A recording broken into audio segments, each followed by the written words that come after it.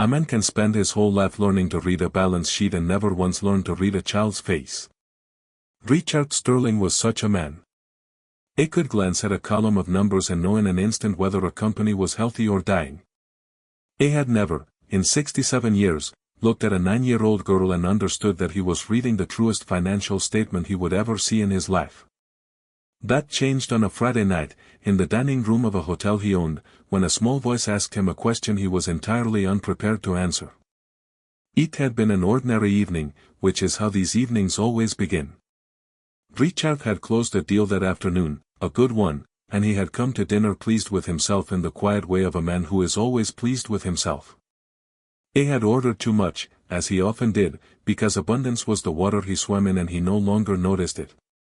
He had complimented the chicken to the waiter without looking at the waiter's face. He had been, in short, exactly the man he had spent 40 years becoming. And then a child had appeared at his elbow, and within the space of a few minutes she would unmake a great deal of that man, gently, without raising her voice, the way only the very young and the very honest can. "Excuse me, sir. Can I take these 2 pieces of chicken home?" Richard looked up from his plate. A little girl stood at the edge of his table, half in the candlelight and half out of it, as though she had been taught to take up as little space as possible. She wore a cardigan buttoned all the way to the throat, the kind of grandmother buttons, and her school shoes had been polished so carefully that the polish could not quite hide how worn they were. Her eyes were fixed on his plate. Not on him. On the 2 pieces of fried chicken he had set aside, golden and untouched, already forgotten.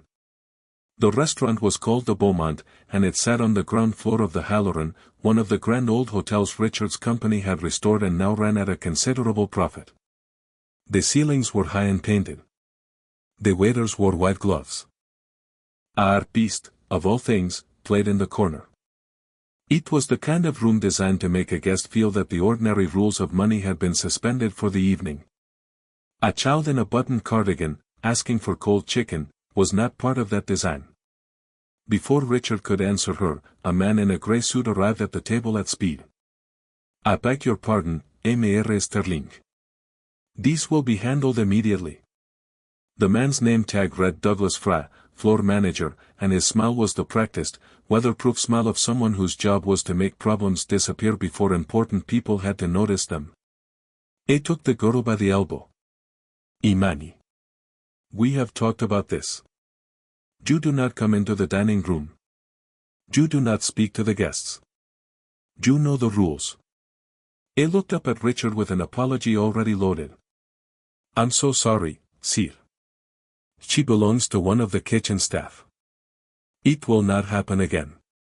"Take your hand off her," Richard said. The smile flickered. Douglas Fry let go of the girl's elbow. "She asked me a question," Richard went on, his voice even and quiet. "And before I could open my mouth, you crossed the entire room to answer it for me. I find that a strange thing for a man to do in front of the person who signs the checks for this building. So let me be clear. I will decide whether the child is bothering me. Not you." Across the table, Richard's daughter set down her fork. Claire Sterling was 41 years old, ran a foundation that her father privately considered a hobby, and had not had a real conversation with him in 3 years that did not end in cold silence. She had agreed to this dinner out of duty, and she had spent most of it looking at her phone. She was not looking at her phone now. She was watching the little girl. "Now," Richard said, turning to the child. "Your name is Imani." The girl nodded, her eyes darting once to the manager and back.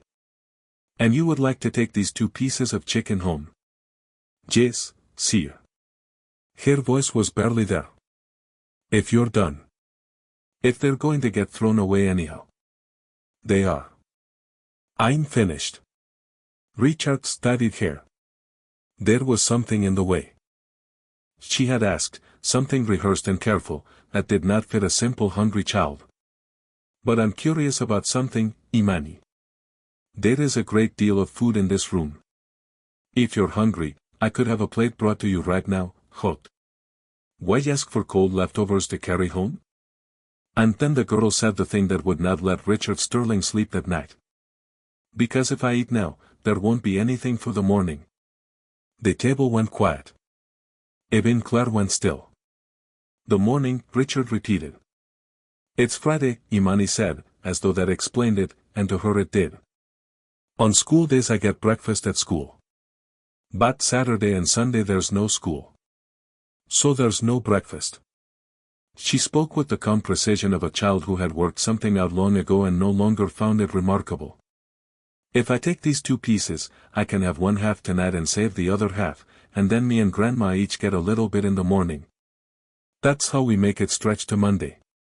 She paused, and added, helpfully, as if Richard might not have understood the logistics, 2 pieces is a lot, sir.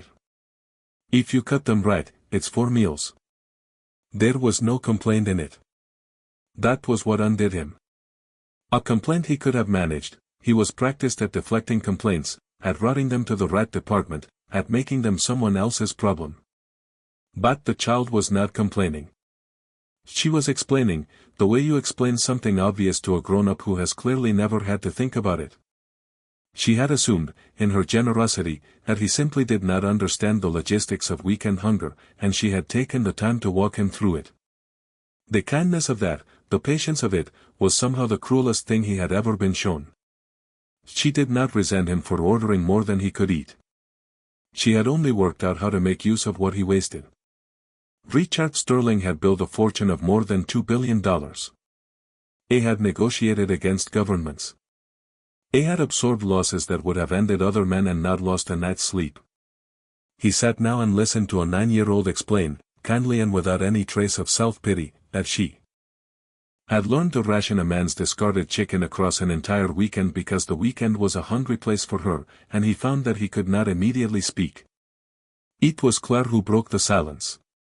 She leaned forward, and her voice had lost the flat politeness it carried whenever she spoke to her father.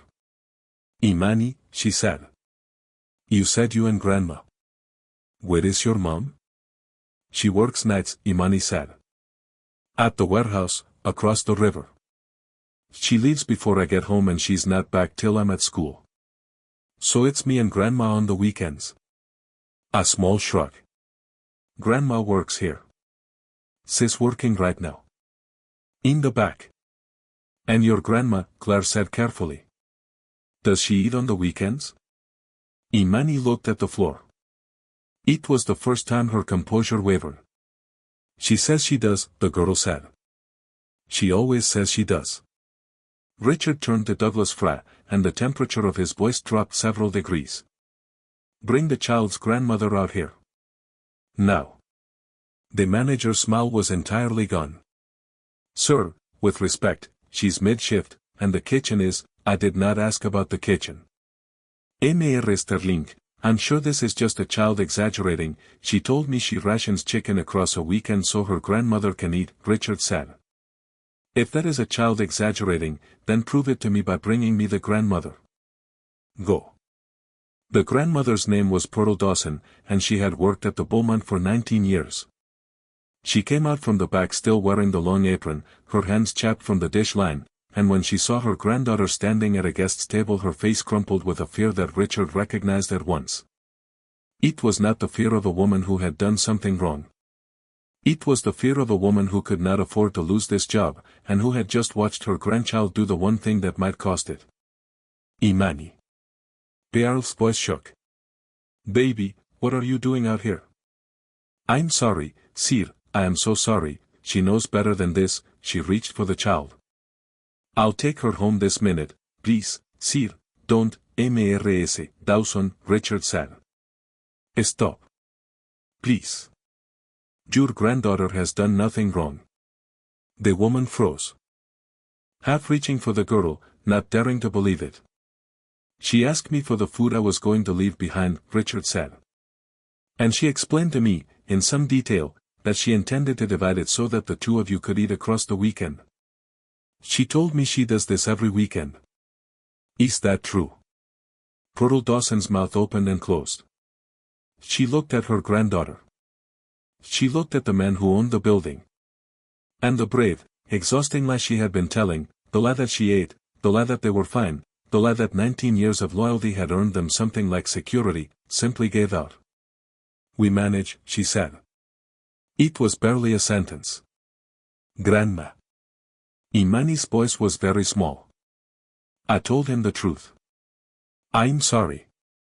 But I was just so tired of being hungry on Sundays. The old woman closed her eyes, and a single tear cut down through the flour dust on her cheek, and she did not wipe it away. Richard felt something hard and cold settle into place inside him. He had been angry before in his life, the ordinary anger of business, sharp and quickly spent. This was not that. This was the slow, grinding anger of a man realizing that a quiet horror had been running for years inside a house he owned, and that he had walked past it every time he came to dinner. "Mrs. Dawson," he said. 19 years. You've worked here 19 years. How is it possible that you cannot afford to feed yourself and a child on the weekends? And here Pearl Dawson did something that surprised him. The fear in her face gave way, just for a moment, to something older and more tired. To anger of her own, long buried under 19 years of swallowing it. "You really want to know," she said. "I do." "It's not the wage," Pearl said. "The wage is the wage. It's everything they take out of it." She straightened her aching back. "We're tipped staff, most of us, but the tips don't come to us whole. There's a pool, and the pool gets, they call it adjusted, by management, and somehow the math never works in our favor. And there's the breakage. You drop a glass, you pay for the glass. You drop a plate, you pay for the plate. Out of your own check. A girl on the floor breaks $40 of china on a busy night, that's $40 gone from a paycheck that was already too thin." Her voice did not rise. It hardened, which was worse. "And there's the uniform fee, and the locker fee, and the meal deduction, even on the nights they don't feed us. By the time all of it comes out, a 40-hour week doesn't feed 2 people. So you learn to make a man's leftover chicken last till Monday. And you teach your grandbaby to do the same." The dining room had gone silent. The harpist had stopped. Richard was aware, distantly, of other guests watching, but he no longer cared about any of them. Then, one by one, the room confirmed what Pearl had said. A young server set down her tray at an empty table, her hands shaking. "I broke a wine glass last Tuesday," she said. "A guest bumped my arm. It came out of my check anyway. $22. That was my daughter's medicine for the week, and instead it bought back a glass I didn't even drop." A busboy stepped out from behind the service station, barely older than a boy himself. "They charged me for a uniform I never got," he said. "I asked about it 3 times. They told me to stop asking or they'd cut my shifts." A line cook leaned through the kitchen door, his voice flat with old, swallowed fury. "I've watched good people quit over this and call it their own failure," he said. "Like it was their fault they couldn't make the numbers work. It was never their fault. The numbers were built so they couldn't." An older waiter, a man with gray at his temples and the bearing of someone who had given the best of his years to this dining room, was the last to speak, and the quietest. "I've worked here 22 years, he said. "Longer than Pearl, even. He always told the young ones to be patient, that it would get better, that loyalty would be rewarded." He looked at Richard without anger, which somehow made it land harder than anger would have. "I was wrong, sir. He taught them to wait for something that was never coming. I'd like to stop being wrong now, if it's all the same to you." "Who sat up the breakage policy?" Richard said. "Who adjusts the tip pool?" Pearl's eyes moved, just slightly, toward Douglas Fry. Richard turned to the manager. "Is that true?" Douglas Fry had gone the color of the tablecloth.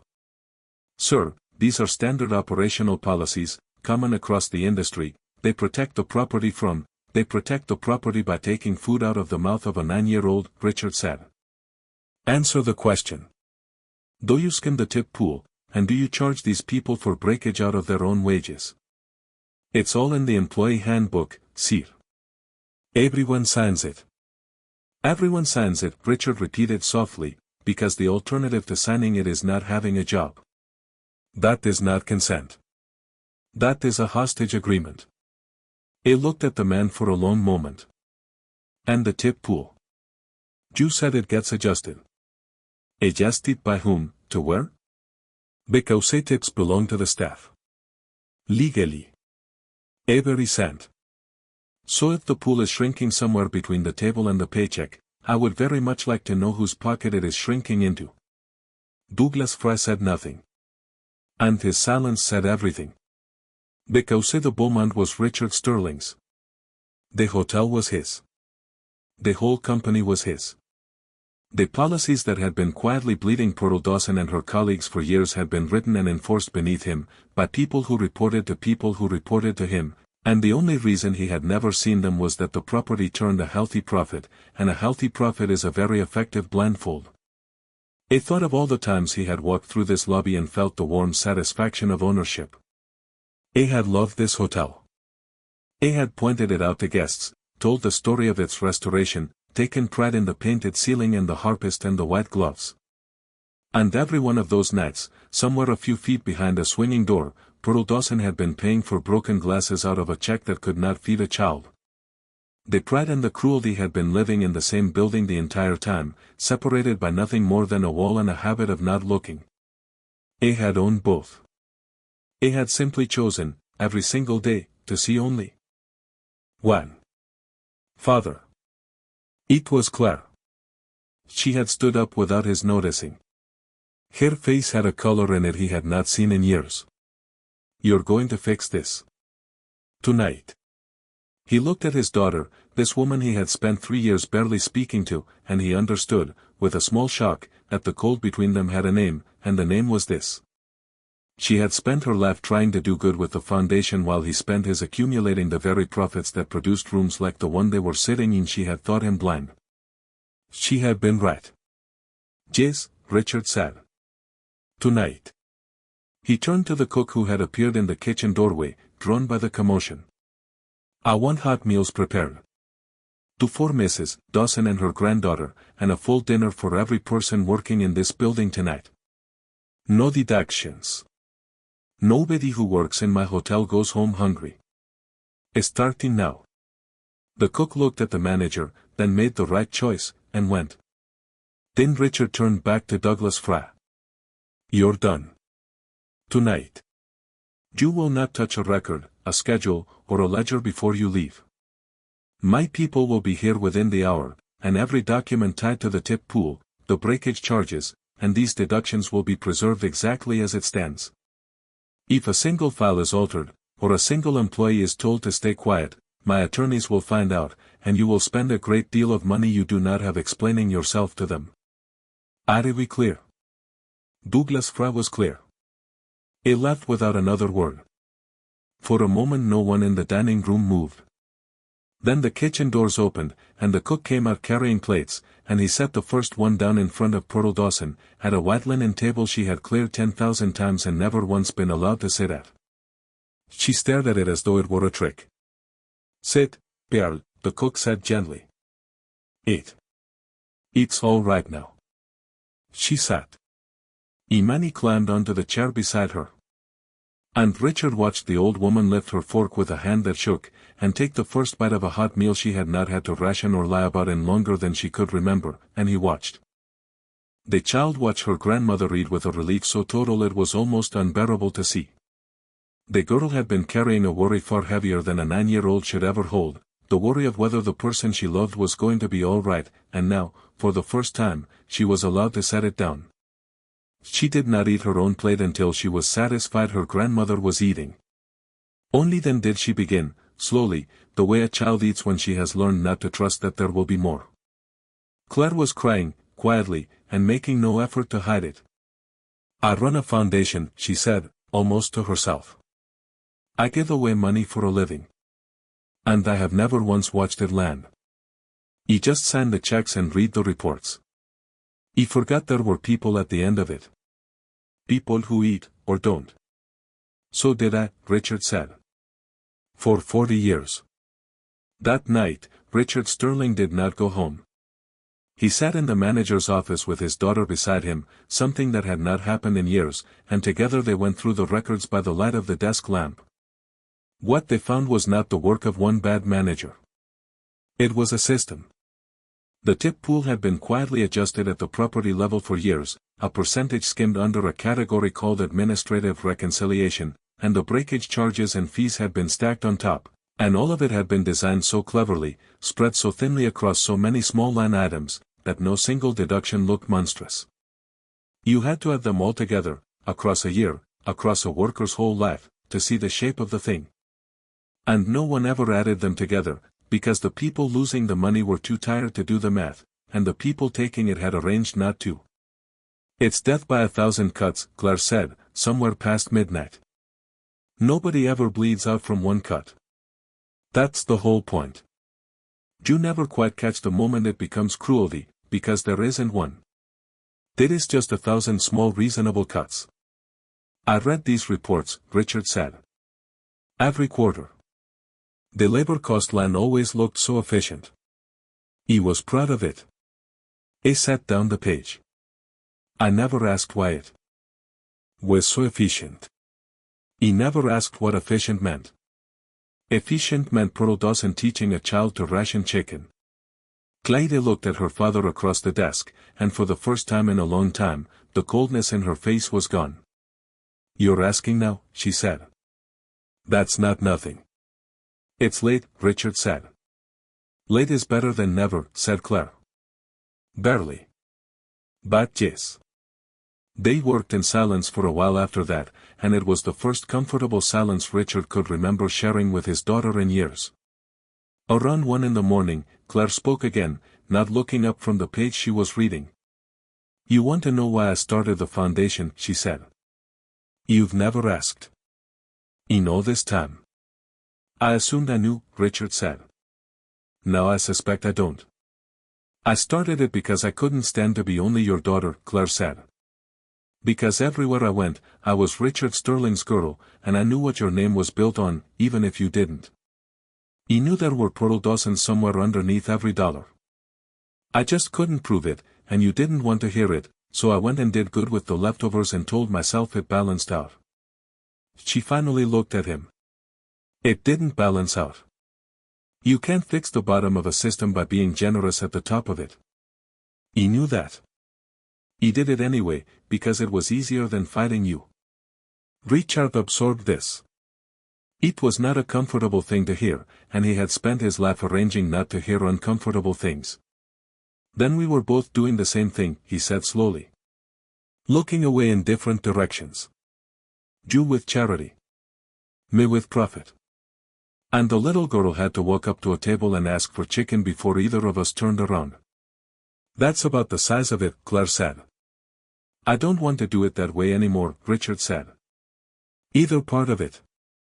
I know, said his daughter. That's why I'm still sitting here at 1 in the morning instead of at home. I've been waiting a long time to hear you say it.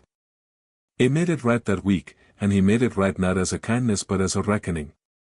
He returned every dollar that had been skimmed from the tip pool, going back as far as the records ran, with interest, paid out of his own accounts within days.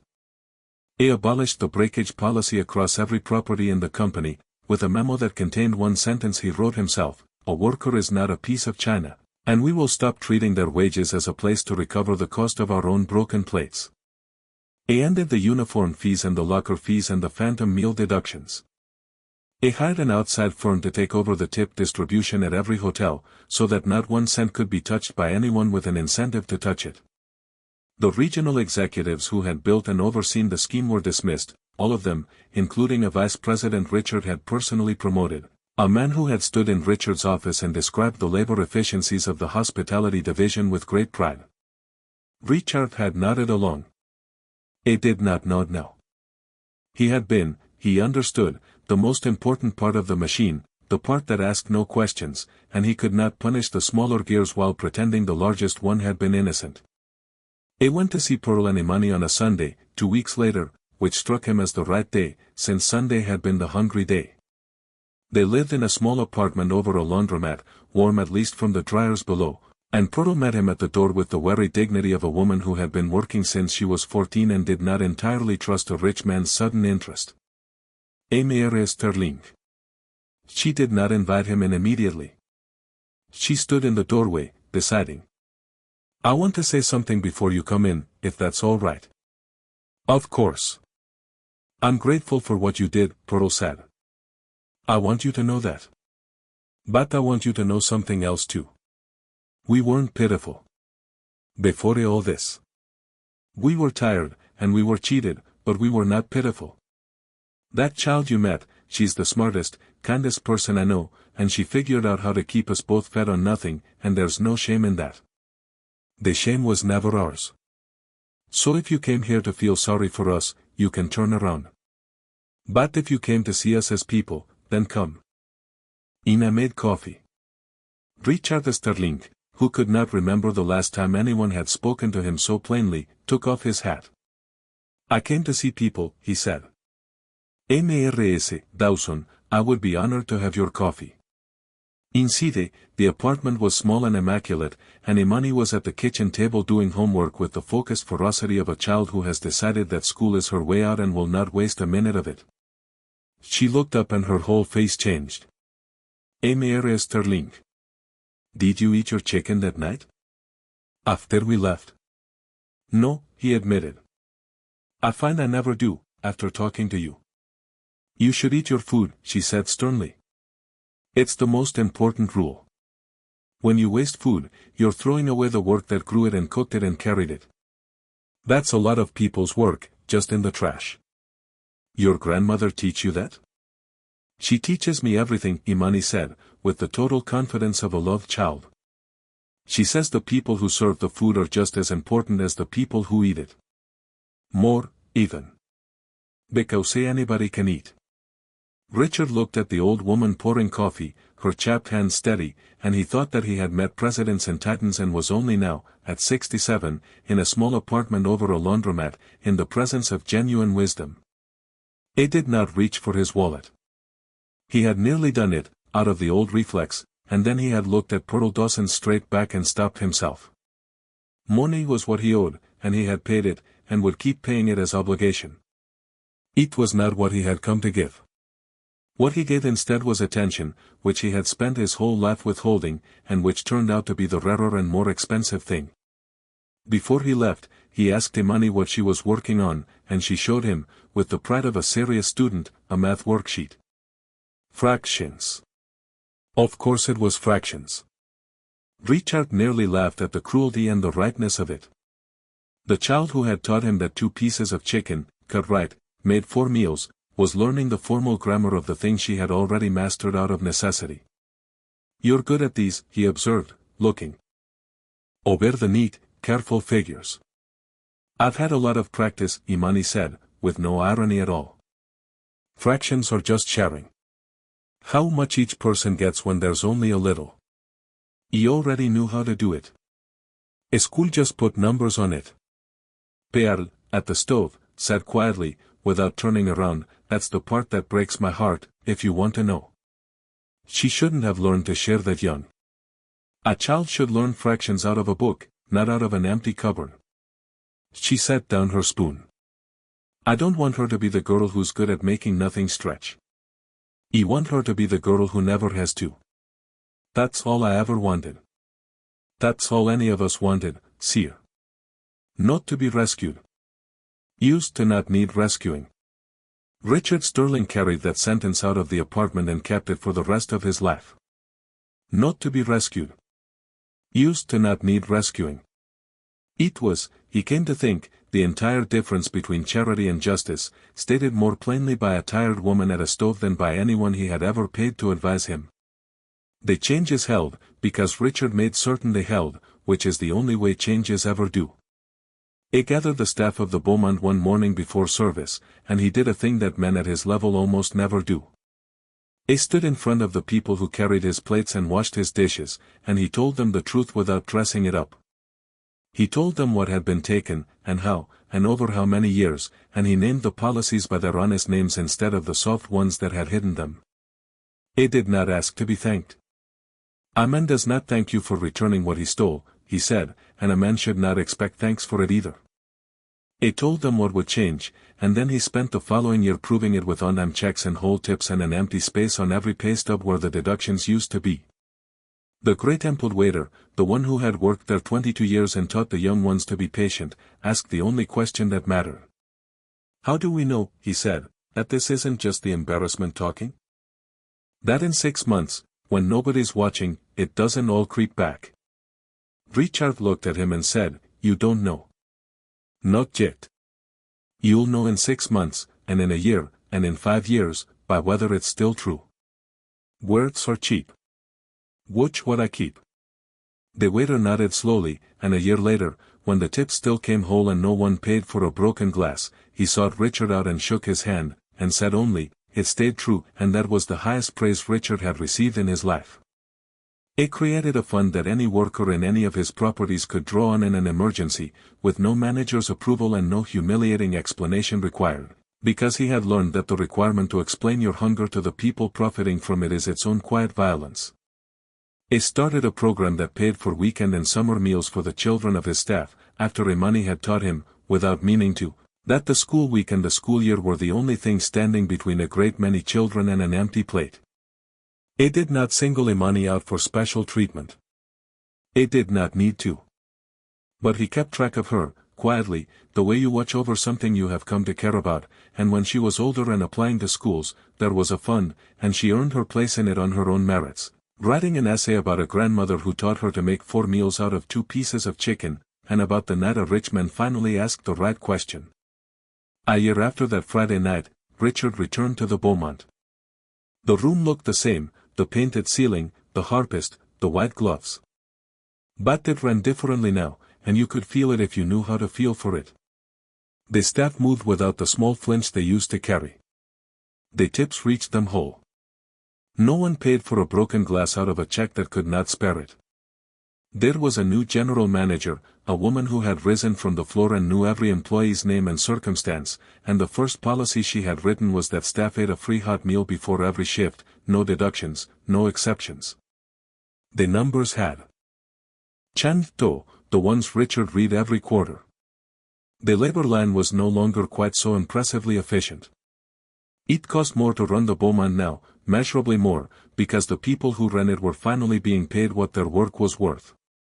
Richard had braced himself for that, and he found, to his quiet surprise, that he did not mind it. He had spent his whole career chasing a kind of efficiency he now understood to be a polite word for taking. The slightly worse numbers were, he had come to believe, the truest line on the whole report. They were the cost of no longer stealing, written down in black ink, and he had grown almost fond of them. A man should be able to look at his own balance sheet and not find a hungry child hidden inside it. Pearl Dawson had retired by then, with a pension Richard had quietly made certain was real and not the kind that evaporates. She came in sometimes for lunch, as a guest, and the staff treated her like the matriarch she was. Imani was 10 now, and taller, and she came in after school and did her homework at a corner table, and the cooks brought her snacks and tested her on her times tables. She found Richard at his table and walked up with the easy confidence of a child who knows she belongs in a room. She carried a small paper bag. "I brought you something," she said. "Me and Grandma made it." "Well, she cooked, but I packed it." "He packed it really good." He opened the bag. Inside were 2 pieces of fried chicken, wrapped neatly in foil, and beside them, carefully, a folded paper napkin. He looked up at her. "It's for you to take home," Imani said. "So you have something good when you get there.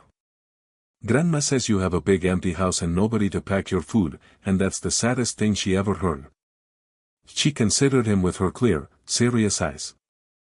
"Do you ration, Mr. Sterling? When you're all alone in that big house?" Clyde, who had come to dinner with her father every Friday for a year now, made a small sound and looked away to hide her face. Richard turned the foil package over in his hands. A year had come full circle and arrived back. At 2 pieces of chicken, except that now the child was the one feeding the billionaire, and she had wrapped it with the care of someone who has finally learned what it feels like to have enough to give away. "No, Imani," he said, and his voice was not entirely steady. "I don't ration anymore. And neither do you." That was the whole point. "Then eat it the same night," she instructed him. "Don't save it." "You're allowed." "I'm allowed," he agreed. It struck him, hearing a child grant him permission to eat his own food on the night he received it, how strange a thing wealth had made of him. He had everything, and had forgotten he was allowed to enjoy any of it. The girl who had once had nothing was teaching the man who had everything how to live without rationing. There was a lesson in that he would turn over for a long time. She nodded, satisfied, and went back to her homework, and Richard sat with the warm package in his hands and his daughter across the table, the two of them eating dinner together every week now, the cold between them slowly thawing over a thing a 9-year-old had cracked open without even trying. Later that evening, after Imani had gone home and the dining room had emptied, Claire lingered with her father by the window. "Do you ever think about it?" she said. "How close you came to never knowing? If she'd lost her nerve that night. If she'd just cleared the plate like she was supposed to and carried her hunger home in silence the way she had 100 times before. You'd have finished your coffee, complimented the chicken, and walked out the same man you walked in. None of this would exist." "I think about it constantly," Richard said. "It frightens me more than anything in the records. Because it means the difference between the man I was and the man I'm trying to be wasn't some great moral awakening of mine. It was a child being brave enough, one time, to ask. I didn't earn this. She gave it to me. And there are 1,000 other rooms in this city where no child was brave enough, and the man at the head of the table is still eating his chicken with no idea what it cost.